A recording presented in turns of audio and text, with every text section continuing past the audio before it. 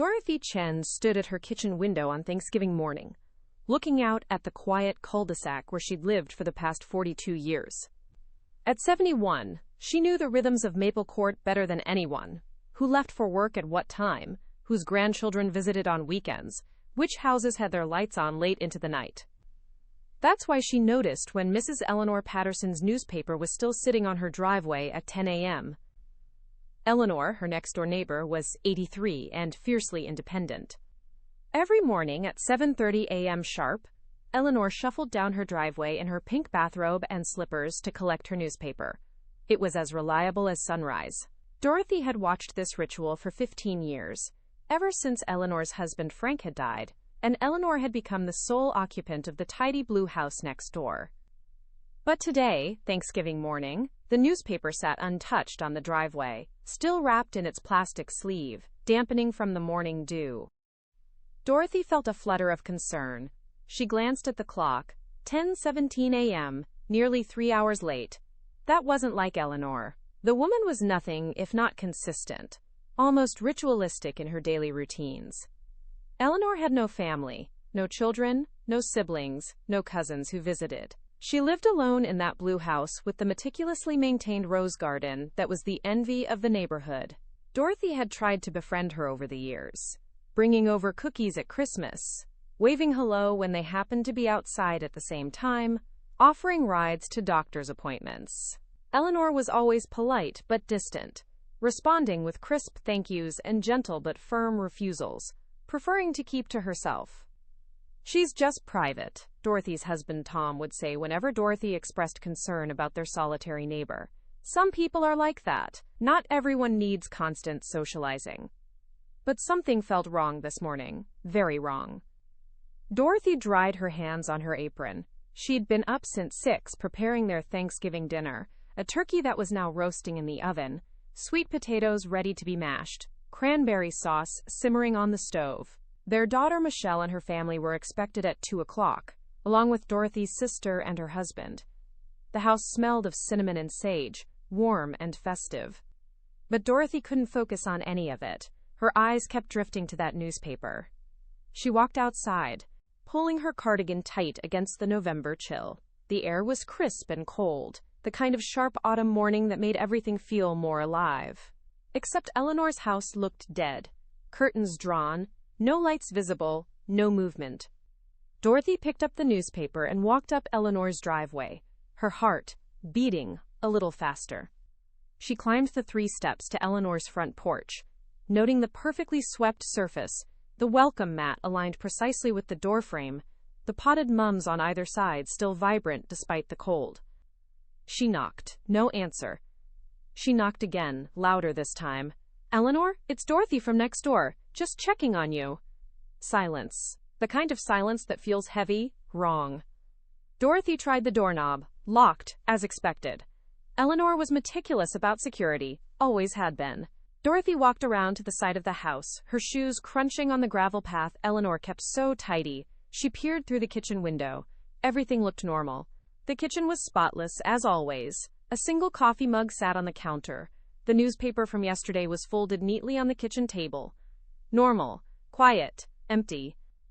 Too quiet. Dorothy returned to her own house, her concern now crystallizing into real fear. Tom was in the living room, watching the Macy's Thanksgiving Day parade on television. "Something's wrong next door," Dorothy said, her voice tight. "Eleanor's newspaper is still out, and she's not answering." Tom looked up from the parade. Maybe she went somewhere for the holiday. Had an invitation we don't know about. "Eleanor doesn't go anywhere, you know that. She hasn't left her house for more than grocery shopping and doctor's appointments in the 5 years I've been paying attention. And she would have mentioned it. She always tells me when she'll be away so I can keep an eye on the house. Maybe she forgot to mention it." "Tom, her newspaper has been there for 3 hours. That has never happened. Ever. Something is wrong." Tom saw the fear in his wife's face and stood up. "Okay. What do you want to do?" "We should call someone. The police. An ambulance. I don't know." They called 911. Dorothy explained the situation to the dispatcher, feeling slightly foolish. What if Eleanor had simply overslept? What if she'd gone somewhere and forgotten to mention it? What if Dorothy was overreacting? But the dispatcher took her seriously. Given her age and the change in routine, we'll send someone to do a wellness check. Officers will be there in about 15 minutes. 23 minutes later, Dorothy counted, a police car pulled onto Maple Court, followed by an ambulance. The flashing lights drew immediate attention from the neighbors. It was Thanksgiving morning, everyone was home, and the appearance of emergency vehicles on their quiet street was unusual enough to bring people to their windows and front porches. Dorothy watched as two police officers approached Eleanor's door. She'd given them the context. Elderly woman, lives alone, hasn't collected her newspaper, which was completely out of character. The officers knocked, called out, tried the door. Then one of them walked around the house, checking windows, while the other radioed for permission to force entry. Other neighbors emerged from their houses, drawn by the commotion, the Johnsons from across the street, Linda and Bill, both retired teachers. The Martinez family from the corner house, Rosa and David with their 3 energetic children. Young Kevin and Sarah Brennan from 2 doors down, married less than a year. Martha Collins from the other side of Eleanor's house, 81 and widowed. George Henderson, another widower from across the way. They all stood in loose clusters on their driveways and lawns, watching, whispering, speculating. Dorothy stood closest to Eleanor's house, her arms wrapped around herself, Tom beside her with his hand on her shoulder. The officers forced the door. The sound of splintering wood made Dorothy flinch. Both officers disappeared inside the house, followed by 2 paramedics. The minutes crawled by. Dorothy could hear her own heartbeat in her ears. She realized she was praying, something she hadn't done in years. Please let her be okay. Please let her just be sleeping. Please, please, please. After what felt like an eternity but was probably only 5 minutes, one of the paramedics emerged and walked directly to where Dorothy stood. Mrs. Chen, you're the one who called. Yes. Is she okay? The paramedic's face was gentle but sad. He was young, maybe 30, with kind eyes that had clearly seen too much. I'm sorry. She passed away sometime yesterday, we think. Looks like a heart attack. It was quick. She was sitting in her chair in the living room, book in her lap. She didn't suffer, if that's any comfort. Dorothy felt the world tilt. Tom's hand tightened on her shoulder, steadying her. She was alone? Dorothy asked, though she already knew the answer. Yes, ma'am. Looks like she was reading, probably didn't even realize what was happening. The paramedic excused himself and returned to the house. Dorothy stood there, frozen, aware that the other neighbors were watching her, waiting for information. Linda Johnson approached. Dorothy, is Eleanor? She's dead, Dorothy said, her voice flat. Heart attack. Yesterday sometime. She was alone. The words spread through the small gathering. Murmurs of shock, expressions of sorrow, but also, and this is what haunted Dorothy later, a certain acceptance. As if this was a normal, expected outcome for an elderly woman who lived alone. She was 83, someone said. At least it was quick, someone else offered. Better than a long illness, another voice added. All meant kindly, all true enough, but none of it changed the fundamental, devastating fact. Eleanor Patterson had died alone in her chair on Thanksgiving Eve, and no one had noticed. No one had known. No one had been there. The ambulance left without sirens. No rush now. The police officers stayed to secure the house and begin the process of notifying next of kin, if any could be found. The neighbors drifted back to their houses, back to their holiday preparations, their families, their Thanksgiving festivities. Life went on. They'd known Eleanor Patterson only as the quiet woman next door who kept to herself, who maintained beautiful roses, who never caused problems. She'd lived among them for 15 years and remained essentially a stranger. And now she was gone. But Dorothy couldn't move. She stood on the sidewalk between her house and Eleanor's, staring at the blue house with its drawn curtains, and felt something crack open in her chest. Eleanor had lived right there, right next door, for 15 years. 15 years of quiet mornings, collecting her newspaper, tending her roses, reading in her chair, living her small, solitary life. and Dorothy had barely known her, had barely tried to know her. How many times had Dorothy thought about inviting Eleanor over for dinner, but decided against it, not wanting to intrude on her privacy? How many times had she waved hello but never stopped to actually talk, to ask how Eleanor was, to push past the polite surface to something real? How many holidays had passed with Dorothy's house full of family and laughter, while Eleanor sat alone next door, and Dorothy had felt only a vague pang of guilt before getting distracted by her grandchildren? "Come inside, honey," Tom said gently. "There's nothing you can do now, and Michelle will be here soon." Dorothy let him guide her inside, but she felt like she was moving through water, everything slow and heavy and wrong. Their house was warm, fragrant with Thanksgiving cooking. The television still showed the parade, giant balloons floating through New York City, crowds cheering, everything bright and festive and alive. Eleanor was dead, alone. On Thanksgiving, Dorothy went through the motions of finishing dinner preparations. At 2 o'clock, Michelle arrived with her husband Greg and their 2 children, Emma, 8, and Lucas, 5. Dorothy's sister Patricia came with her husband Don. The house filled with noise and laughter and chaos. They said grace before dinner. Tom led, as he always did, thanking God for family, for health, for abundance. Dorothy sat with her hands folded, her head bowed, and thought about Eleanor sitting alone in her chair, her heart stopping, with no one to hold her hand or say goodbye. "Grandma, why are you crying?" Emma asked, her young face concerned. Dorothy hadn't realized she was crying. She wiped her eyes. "Our neighbor, Mrs. Patterson, died yesterday. I'm just sad." "Were you friends?" Michelle asked. "No," Dorothy admitted. "That's why I'm sad." The meal was beautiful. Dorothy had outdone herself. Golden turkey, creamy mashed potatoes, green bean casserole, warm rolls, all the traditional dishes. But everything tasted like ash in Dorothy's mouth. She pushed food around her plate, smiled mechanically at her grandchildren's chatter, nodded at appropriate moments in conversation. But all she could think about was Eleanor. Alone, dead, unknown. After dinner, after the dishes were done, after Michelle and her family had left, after Patricia and Don had driven home, after the house was quiet again, Dorothy sat in her living room and cried. Tom sat beside her, holding her hand. "You did what you could. You tried to reach out to her over the years." "Did I? Did I really try? Or did I just make token gestures and then respect her privacy when what she really needed was for someone to push past her walls?" She wanted her privacy. She made that clear. Did she? Or was she just protecting herself because she'd been alone so long she didn't know how to let people in anymore? And we all just accepted it because it was easier than really trying. Tom had no answer for that. That night, Dorothy couldn't sleep. She lay in bed staring at the ceiling, playing back 15 years of interactions with Eleanor.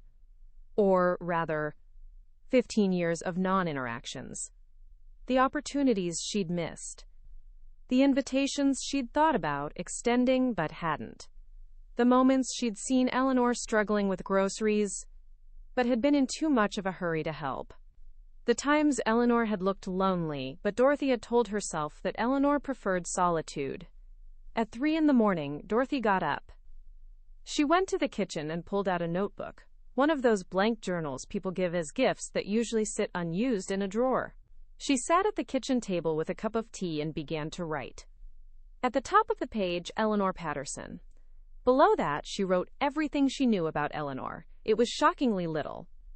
Married to Frank Patterson, who died 15 years ago. No children. Worked as a librarian, I think? Or did someone just tell me that? Loved roses. Had a beautiful garden. Read constantly. I'd see books through her window. Drank coffee every morning. Wore her pink bathrobe to get the newspaper. That was it. 15 years. And that's all Dorothy knew. She didn't know Eleanor's favorite color, her favorite food, what books she loved, what made her laugh, what she dreamed about, what she regretted, what brought her joy.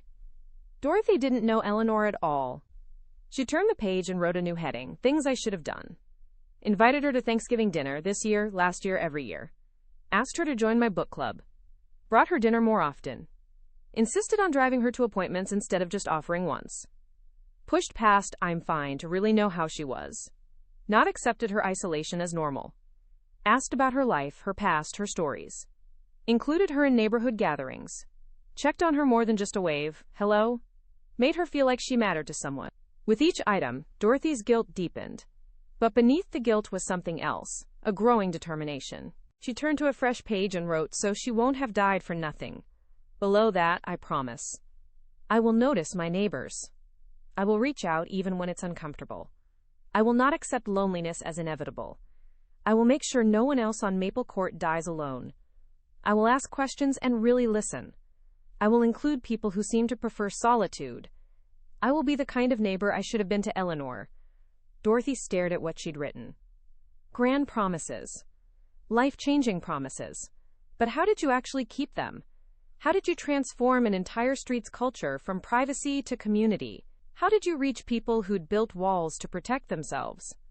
She didn't know, but she knew she had to try. Because Eleanor Patterson deserved better than dying alone in her chair on Thanksgiving Eve. And somewhere on Maple Court, there might be others. Martha Collins, George Henderson, maybe others. Who were lonely, isolated, slowly fading away while the rest of them went about their busy, distracted lives. Dorothy was determined that would never happen again. Not on her watch. Not on her street. The next morning, the day after Thanksgiving, Dorothy stood at her kitchen window again, looking at Eleanor's empty house. The newspaper was there, delivered as usual, but no one would collect it. The roses would bloom in spring, but no one would tend them. The house would sit empty until some distant relative, if one existed, decided what to do with the property. A whole life, reduced to silence. A presence that had been so quiet it barely made a dent, now replaced by absence that felt even quieter. Dorothy got dressed with purpose. She had a plan. It might not work. People might think she was overreacting, being dramatic, making too much of one sad but not unusual death. But she had to try. She walked across the street and knocked on the Johnsons' door. Linda Johnson answered, looking surprised. "Dorothy, happy day after Thanksgiving. Come in, is everything okay?" Dorothy stepped into the Johnsons' foyer. Linda and Bill had lived on Maple Court for 30 years, a few years longer than most. They were both retired teachers, active in their church, friendly in that surface-level way that characterized most of the neighborhood interactions. "Can we talk?" Dorothy asked. "I have something I need to say." Over coffee at Linda's kitchen table, Bill had joined them. Curious about Dorothy's unusual morning visit, Dorothy laid out her feelings. Her guilt about Eleanor. Her conviction that they'd all failed their neighbor. Her determination to do better. "Eleanor died alone," Dorothy said, her hands wrapped around her coffee mug for warmth and comfort. "Right here on our street. We all saw her every day for 15 years, and none of us really knew her. I keep thinking, what if there's someone else? What if George or Martha or any of our other neighbors are lonely, struggling, and we just don't notice because we're all so busy with our own lives?" Linda and Bill exchanged glances. "What are you suggesting?" Linda asked carefully. "I want to organize something, a neighborhood gathering, maybe once a month. Everyone on Maple Court. A chance to actually know each other, to check in, to make sure no one is isolated or struggling alone." Bill frowned slightly. "That's a lot of work, Dorothy. And not everyone might be interested. Some people value their privacy." "Like Eleanor valued hers?" Dorothy's voice was sharper than she intended. She took a breath, softened. "I'm sorry? But yes, some people value privacy. And we all respected Eleanor's privacy right up until she died alone on Thanksgiving. I can't help thinking that maybe privacy and isolation aren't the same thing, and we confused them. Maybe Eleanor kept to herself because it felt safer than reaching out, and we all just let her stay isolated because it was easier than pushing past her boundaries." Linda was quiet for a moment, stirring her coffee thoughtfully. "You really think this could work? Getting everyone together?" "I don't know, but I have to try. Because Eleanor is dead. And I can't stop thinking that if we'd just paid more attention, if we'd created a community instead of just a street full of strangers who live near each other, maybe her last years could have been less lonely. Maybe she wouldn't have died with no one knowing for a whole day. Bill leaned back in his chair. What exactly do you have in mind? Dorothy had spent the sleepless hours planning. A potluck dinner, once a month. At the community center at the end of the street, it's barely used for anything. Everyone brings a dish. We eat together, talk, get to know each other. Nothing fancy, just community. And if people don't come? Linda asked. Then at least I tried. At least I didn't just accept things as they are. Linda and Bill looked at each other again, having one of those wordless married conversations that come from decades together. Finally, Linda nodded. Okay, we'll help you. What do you need us to do? Relief flooded through Dorothy. She wasn't alone in this. We need to go door to door. Invite everyone personally. Tell them about Eleanor. Not in a guilt-tripping way, but honestly. Tell them we want to build a real community where people know each other and look out for each other. Over the next week, Dorothy, Linda, and Bill went door to door on Maple Court. There were 18 houses on their cul-de-sac, ranging from young families to retirees to everyone in between.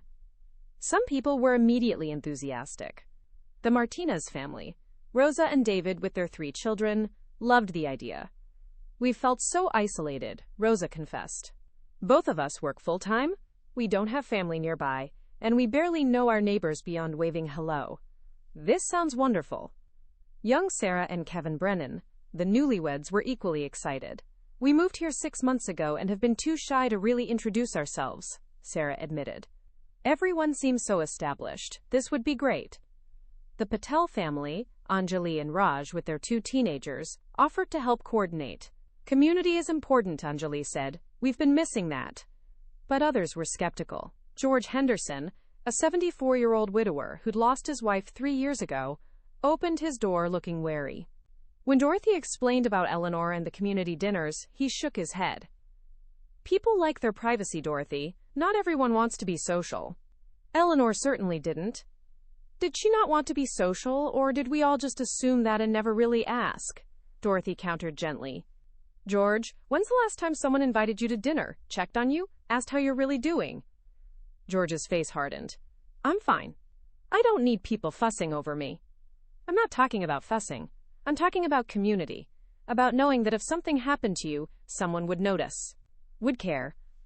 Nothing's gonna happen to me. Eleanor probably thought the same thing. George stood in his doorway, hand on the doorframe, clearly torn between his defense of privacy and something else. Maybe loneliness, maybe fear, maybe a hidden wish to be less alone. I'll think about it, he finally said, and closed the door. Dorothy sighed but moved on. Not everyone would come. She accepted that. But she'd extended the invitation. Martha Collins, 81 and widowed, answered her door with obvious delight at having visitors. Her house smelled like cats and loneliness. Oh, Dorothy, Linda, Bill, please come in? When Dorothy explained the plan, Martha's eyes filled with tears. I would love that. I'm so lonely. Every day. My husband died 3 years ago. My children live across the country. Some days I don't talk to anyone. Not one person. I sit in this house and feel invisible. Dorothy hugged her, feeling her own tears spring up. You're not invisible, Martha. We see you now. And we're going to make sure you're never that alone again.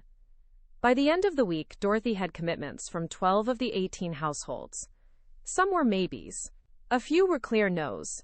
People who genuinely preferred privacy or were too busy or just didn't see the point. But 12 was enough. 12 was a start. Dorothy reserved the community center for the first Saturday in December. She created simple flyers and hand-delivered them to every house on Maple Court, even the ones who'd said no. The invitation was open. Anyone could come. The night before the first dinner, Dorothy couldn't sleep again. What if only 3 people showed up? What if this whole idea was silly? A grief-driven overreaction to one sad death? What if people came once out of politeness and then never again? Tom rolled over in bed and put his arm around her. It's going to be fine. You're doing a good thing. Am I? Or am I forcing my guilt onto everyone else? You're creating community. That's never wrong. Dorothy hoped he was right. Saturday arrived cold and clear. Dorothy spent the morning cooking. She was making her famous lasagna, enough for 20 people. Other families would bring dishes too, but she wanted to make sure there was plenty of food. Food brought people together. Food made gatherings feel safe and welcoming. At 5 o'clock, Dorothy and Tom carried their dishes to the community center. It was a small building, rarely used, with a kitchen, a main room with tables and chairs, and not much else. But it was clean and warm and would serve their purpose. Linda and Bill arrived first, carrying a massive salad and homemade bread. Then the Martinez family, children running ahead, Rosa carrying a huge pot of pozole. The Patels came with samosas and rice.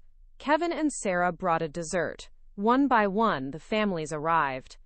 By 5:30, 14 households were represented. More than Dorothy had hoped. The community center filled with noise. Children playing, adults talking, the clatter of dishes being set out on the long tables. Even George Henderson showed up, looking uncomfortable but present. He'd brought a store-bought pie, still in its plastic container, and stood awkwardly near the door, until Linda went and pulled him into conversation. The last to arrive was Martha Collins, and when she walked in and saw the room full of neighbors, she started crying. Happy tears. "I can't remember the last time I was at a party," she said. Thank you for this." Dorothy stood at the front of the room, her heart so full she thought it might burst. People were talking, laughing, getting to know each other. Children were running around. The smell of all the different dishes mingled in the air. Italian, Mexican, Indian, traditional American. A potluck in the truest sense. When everyone had arrived and gotten food, Dorothy asked for their attention. The room quieted, all eyes on her. "Thank you for coming," she began, her voice shaky with emotion. "I want to start by telling you why we're here." She told them about Eleanor. About being the one to find her, or rather, to realize she needed to be found. About learning that Eleanor had died alone in her chair on Thanksgiving Eve and no one had known. About realizing that their neighbor had lived among them for 15 years, and remained essentially a stranger to all of them. "I don't want that to happen again," Dorothy said. "I don't want any of us to be invisible to each other. I don't want loneliness to go unnoticed. I don't want someone to be struggling or hurting or slowly fading away while the rest of us are too busy to notice. I want us to be the kind of street where people actually know each other. Where we show up for each other. Where no one has to be alone unless they truly choose it." The room was quiet. Then Martha raised her hand, her voice trembling. "I'm lonely, every single day. My husband died 3 years ago. My children live in California and Oregon. They call on Sundays, but the rest of the week, I'm alone. Some days I go 24 hours without talking to another human being. I sit in my house and watch television and feel like I'm disappearing." Dorothy's eyes filled with tears. "You're not invisible, Martha. We see you now." George cleared his throat. "I've been depressed since my wife died. Haven't wanted to admit it. Haven't wanted to burden anyone. Just been going through the motions, day after day." Rosa Martinez spoke up. "We're exhausted all the time. Both of us work demanding jobs. We have 3 kids. No family nearby to help. We're drowning most days. We see all of you and assume you have it all together, that we're the only ones struggling." Young Sarah Brennan added, "We're newlyweds, new to the neighborhood, and we felt so intimidated by everyone else who seemed so settled and established. We didn't know how to fit in." One by one, people began to speak, sharing struggles, admitting loneliness, confessing to feeling isolated despite living surrounded by neighbors. For 2 hours, the residents of Maple Court talked, really talked. Not just pleasantries over the fence or quick hellos in passing, but real conversation about real struggles and real feelings. Linda Johnson said it best. "We've all been living parallel lives, side by side but separate. Eleanor's death showed us what happens when we let that continue. We can do better." By the end of the evening, they'd made concrete plans. Monthly dinners would continue. They'd create a phone tree, everyone checking on someone else regularly. They'd organize practical help for those who needed it. Rides to appointments, snow shoveling, grocery runs, childcare in emergencies. Dorothy created a simple chart. Each household was paired with another. Not to intrude, just to notice. To be aware.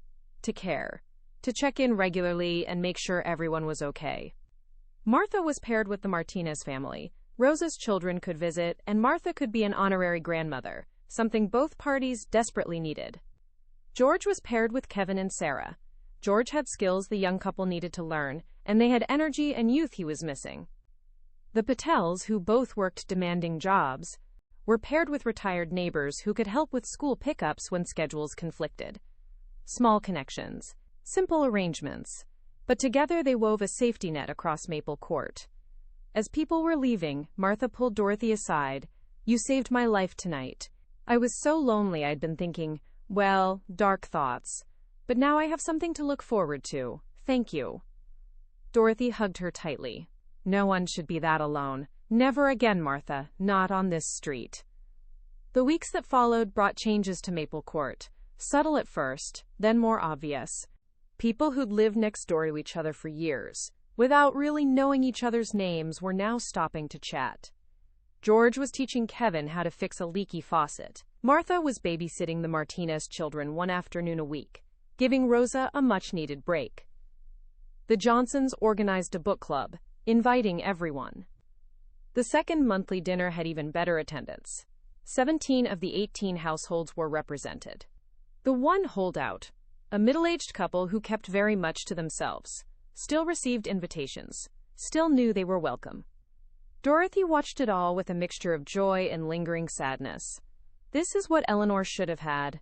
This is what might have saved her from dying alone. Christmas approached.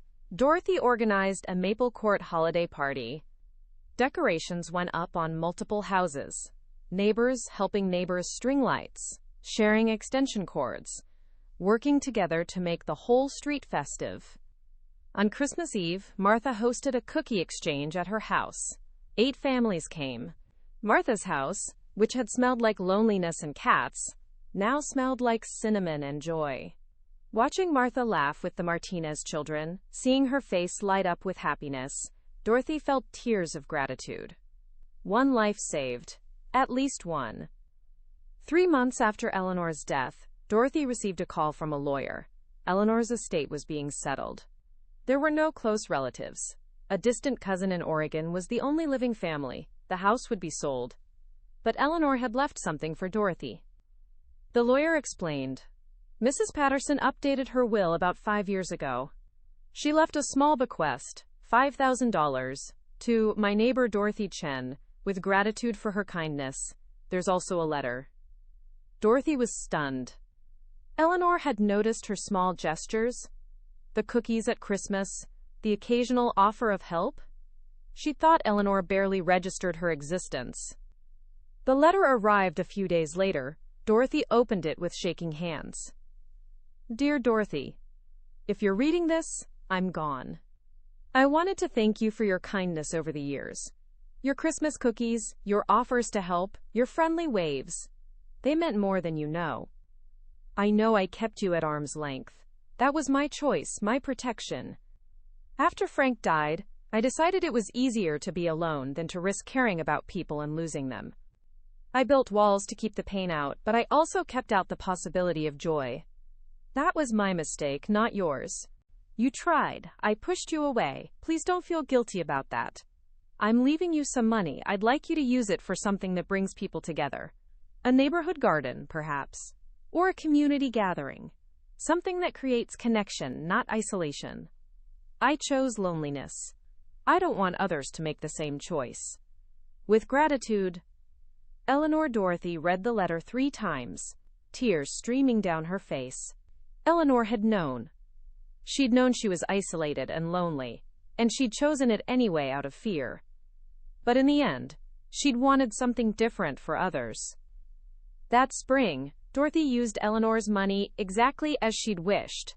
They created a community garden in the small space at the end of Maple Court. Everyone contributed, planting, watering, weeding. The Martinez children loved it. Martha found purpose in tending the flowers. George shared his knowledge of vegetables. And in the center of the garden, they planted a rose bush, Eleanor's favorite, a deep red variety called Veteran's Honor. A simple plaque. In memory of Eleanor Patterson, 1940 to 2023. She lived on Maple Court for 15 years. She loved roses. We wish we had known her better. She taught us to know each other. The residents of Maple Court gathered around the rosebush for a small memorial service. Some had never met Eleanor, but they all understood what she represented. The danger of isolation, the tragedy of invisible loneliness, the cost of not paying attention. Martha placed the first flower at the base of the bush. "I would have been Eleanor," she said quietly, "dying alone, unknown, unmissed. Thank you for making sure that didn't happen." Others nodded. More than one person on Maple Court had been saved from Eleanor's fate by the simple act of being noticed, being included, being cared for. Dorothy read Eleanor's letter aloud to the gathered neighbors. When she finished, there wasn't a dry eye. "Eleanor chose isolation out of fear," Dorothy said. "But she didn't want that for others. This garden, this community we've built, it's her gift to us, her legacy." The garden flourished. Children played there. Neighbors gathered there for impromptu evening conversations. Tomatoes and lettuce and herbs were harvested and shared. The rose bush bloomed spectacularly, covered in deep red flowers. A year after Eleanor's death, Dorothy stood at her kitchen window on Thanksgiving morning. The street was alive with activity, so different from the quiet emptiness of the year before. The Martinez family was loading into their car, heading to Rosa's mother's house for dinner. George was walking toward Kevin and Sarah's house. They'd invited him weeks ago, insisting he was family now. Martha was getting ready to go to the Patel's house, where she was a regular guest, and had become like an extra grandmother to their teenagers. And later that afternoon, Maple Court would host their second annual Thanksgiving community dinner. A potluck where everyone was welcome, where no one would spend the holiday alone unless they truly chose to. 17 of the 18 households would be represented. The holdout couple had finally accepted an invitation. Dorothy's own house would be full too, Michelle and her family, Patricia and Dawn, and also some of their Maple Court neighbors who'd become real friends over the past year. She thought about Eleanor, about the quiet, private woman who'd kept everyone at arm's length, about how her death had changed an entire street. "Thank you, Eleanor," Dorothy whispered to the empty blue house next door, which now had a sold sign in the front yard. A young family would be moving in next month, a couple with a new baby. The neighborhood was already planning a welcome party. "I wish we'd done this while you were alive. I wish you'd let us in. But your death wasn't meaningless. You taught us to notice each other, care, to show up. You gave us the gift of community, even if you couldn't accept it for yourself." The doorbell rang. Tom answered it. Their first guests for the day, Martha, arriving early with a pumpkin pie she'd made and a bottle of wine. "Happy Thanksgiving, Dorothy," Martha said, her face bright with joy. She looked 10 years younger than she had a year ago. Her house was no longer silent and empty. The Martinez children visited several times a week, calling her Abuela Martha. She'd started volunteering at the library, joined Linda's book club, and had begun taking watercolor classes at the community center. "I brought something to show you," Martha said, pulling a small photo album from her bag. "Remember how I said I had no pictures of my husband displayed because it was too painful? Well, I've been working on this." Dorothy sat with Martha on the couch, looking through the album. Photos of Martha's late husband, of their life together, of happier times. But also new photos. Martha with the Martinez children, Martha at the community dinners, Martha in the garden. Past and present. Grief and joy, all woven together. "I'm not forgetting him," Martha explained, "but I'm also living again. Eleanor's death, your response to it, it gave me permission to keep living instead of just waiting to die." Dorothy squeezed her hand. "That's exactly what Eleanor wanted. I think she would have been so happy to know that." More neighbors arrived throughout the morning. George came early too, bringing Kevin and Sarah with him. The young couple had news. Sarah was pregnant. George would be an honorary grandfather, he announced proudly. He'd already started building a crib in his workshop. "Never thought I'd feel this happy again," George confessed to Dorothy as he helped her set the table. "After Louise died, I figured that was it for me. Just counting down the days. But this past year, having people who check on me, who include me, who need me for things, it's given me a reason to get up in the morning." By noon, Dorothy's house was full of laughter and conversation, and the organized chaos of multiple generations gathered together. Michelle was in the kitchen with Rosa Martinez, comparing recipes. The children were playing in the backyard. Tom and David Patel were watching football. Anjali Patel was showing Patricia pictures from her recent trip to India. Dorothy stood in the doorway between her kitchen and living room, taking it all in. This was what Thanksgiving should be. Not just family, but community. Not just the people you're related to, but the people you choose to connect with. At 2 o'clock, they all walked down to the community center for the Maple Court Thanksgiving dinner. The building was already full. Families had been arriving since 1 o'clock, setting up dishes, decorating tables, helping each other. The holdout couple, James and Patricia Warren, were there. They'd kept to themselves for years, but after Eleanor's death and watching the neighborhood transform, they'd started to soften. James had recently retired and admitted he was struggling with the loss of identity. Patricia had health issues she'd been hiding. Slowly, they'd started accepting invitations, showing up, letting people in. "We were afraid," Patricia confessed to Dorothy. "Afraid if we let people close, we'd burden them with our problems. Easier to just stay separate." But watching Eleanor's house sit empty, knowing she died alone, it scared us. "We don't want that to be us." "It won't be," Dorothy assured her. "Not anymore. Not on this street." The dinner was magnificent. Tables groaned under the weight of dishes from every household.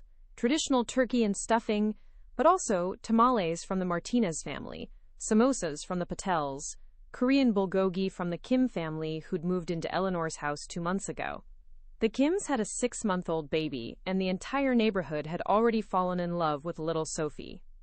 Mrs. Kim approached Dorothy shyly. "I wanted to thank you for making us feel so welcome. We were nervous about moving to a new neighborhood with a baby, but everyone has been so kind.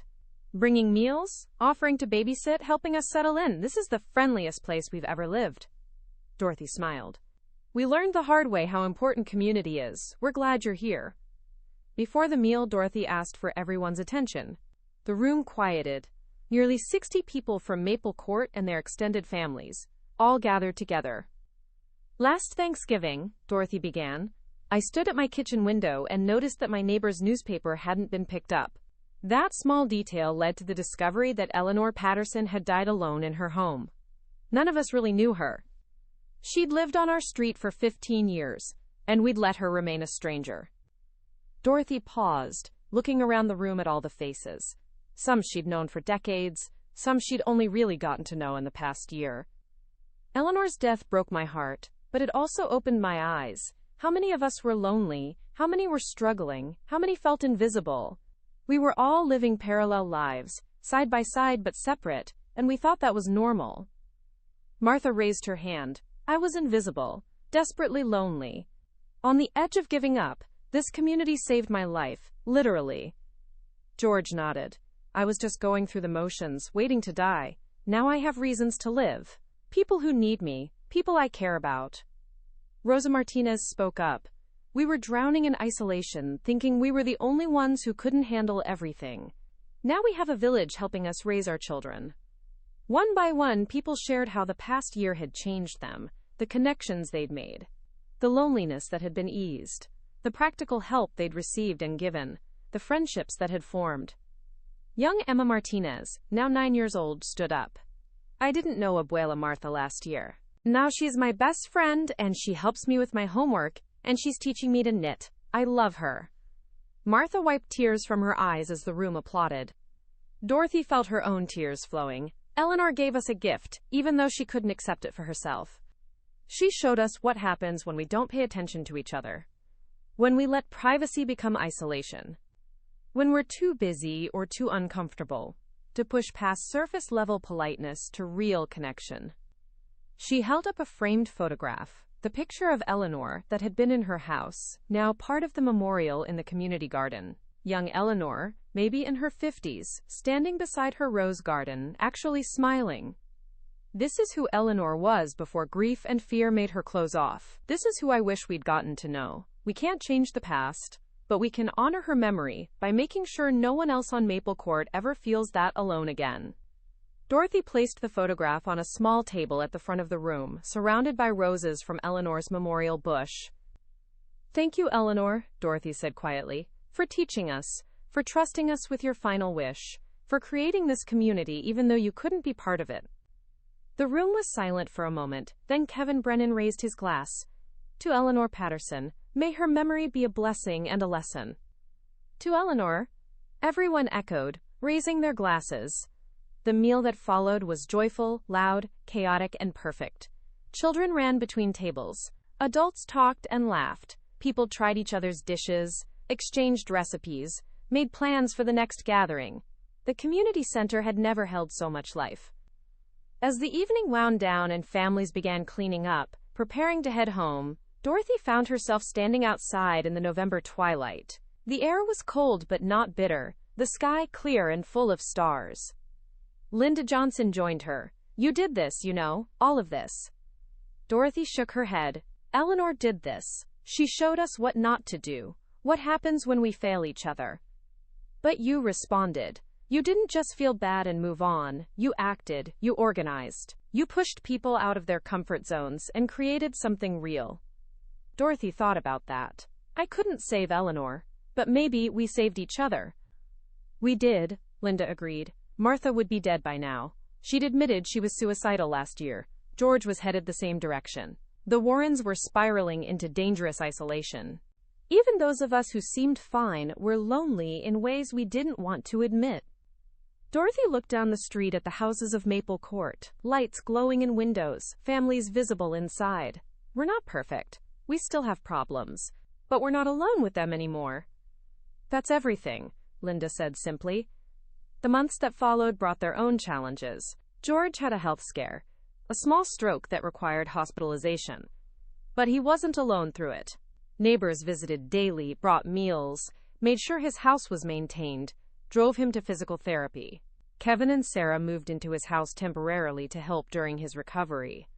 "I would have died alone," George told Dorothy during one of her visits. "Like Eleanor. Just another old man in an empty house. But instead, I had a dozen people showing up, caring, helping.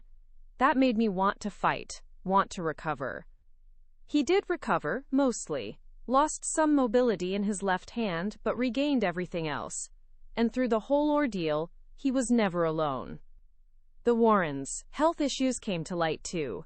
Patricia needed surgery, and James struggled to care for her.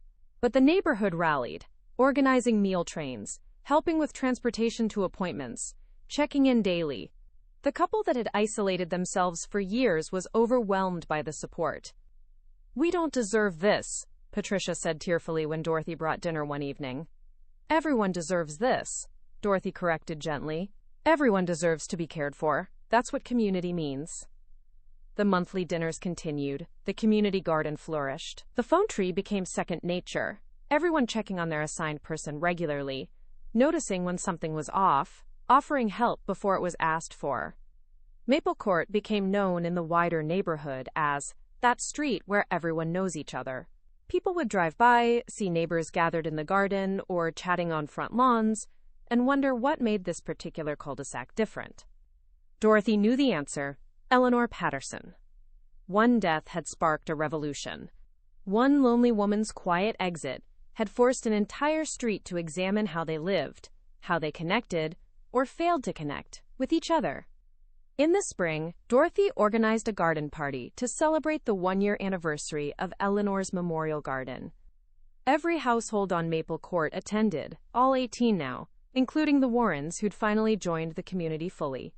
The rose bush was magnificent, covered in deep red blooms.